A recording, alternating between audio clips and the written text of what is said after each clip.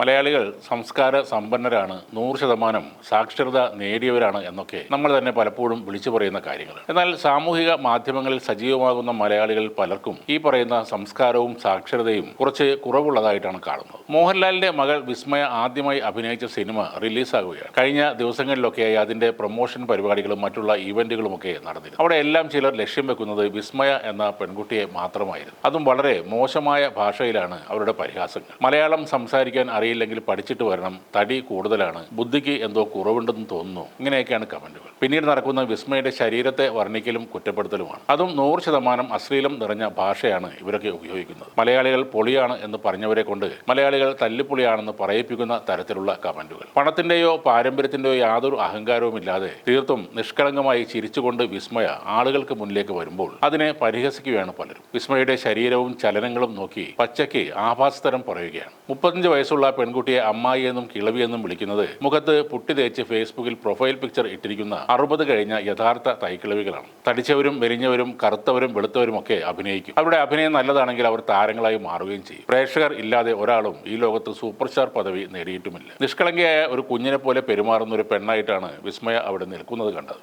ആദ്യ സിനിമ ഇറങ്ങുന്നതിന്റെ എല്ലാവിധ ടെൻഷനും ആ മുഖത്ത് കാണും. അച്ഛനും അമ്മയും കൂടെ നിൽക്കുമ്പോൾ ഒരു കുട്ടിയെ പോലെ അവരുടെ ഒപ്പം നിൽക്കുന്നു. തീർച്ചയായും സദസ്സിനെ അഭിമുഖീകരിക്കാൻ വിസ്മയക്ക് നല്ല പേടിയുണ്ട്. വിസ്മയെ കളിയാക്കുന്നവരിൽ പലരും ഒരു സ്റ്റേജിൽ കയറിയെന്ന് സ്വയം ഒന്ന് പരിചയപ്പെടുത്താൻ പോലും കഴിവില്ലാത്തവരാകും. 4 വരി പറയുമ്പോൾ തൊണ്ട വരണ്ട് വെള്ളം ചോദിക്കുന്നവരാകും അവരൊക്കെ. അഴകിയ രാവണൻ എന്ന സിനിമയിൽ ഒരു രംഗമുണ്ട്. നാട് മുഴുവൻ പ്രസംഗിച്ച് നടക്കുന്ന ഇന്നസെന്റ് ക്യാമറയ്ക്ക് മുന്നിൽ വരുമ്പോൾ കുപ്പിക്കണക്കിന് വെള്ളം മേടിച്ച് കുടിക്കുന്ന ആ സീനൊന്ന് ആലോചിച്ചാൽ മതി ഈ കാര്യം മനസ്സിലാകും. വിസ്മയ സാധാരണക്കാരെ പോലെ അത്യാവശ്യം നല്ല രീതിയിൽ ടെൻഷൻ അടിക്കുന്ന ഒരാളാണ്. സദസ്സിന് മുന്നിൽ സംസാരിക്കുമ്പോൾ വാക്കുകൾ കിട്ടാതെ നിൽക്കുന്ന ഒരു സാധാരണ പെൺകുട്ടിയാണ്. സംഘപരിവാർ അനുകൂലികളാണ് ഈ സൈബർ ആക്രമണത്തിന് ചുക്കാൻ പിടിക്കുന്നത്. അതിനൊരു കാരണം അയോധ്യയിലെ RSS പ്രൊജക്ടിന്റെ ഉദ്ഘാടനത്തിന് ക്ഷണിച്ചിട്ടും മോഹൻലാൽ അവിടേക്ക് പോയില്ല എന്നതാണ്. മറ്റൊരു കാരണം വിസ്മയ ജന്തർ മന്ദറിലെ സമരത്തെ പിന്തുണച്ച് സംസാരിച്ചതുകൊണ്ടാണ്. വിസ്മയ മോഹൻലാലിന്റെ ബോഡി ലാംഗ്വേജിനെ കൂട്ടമായി ആക്രമിക്കുന്ന സംഖ്യകളിൽ ഒരുത്തൻ ഒരു റിട്ടയേർഡ് ബാങ്ക് മാനേജറാണ്. പുള്ളിയുടെ സംശയം വിസ്മയ സംസാരിക്കുമ്പോൾ ഇത്രയ്ക്ക് കുലുക്കം എന്താണ്, ഈ പെണ്ണ് അകത്തൊന്നും ഇട്ടിട്ടില്ലേ എന്നൊക്കെയാണ്. ഈ ഞരമ്പ് രോഗിയുടെ പ്രൊഫൈൽ നോക്കിയപ്പോൾ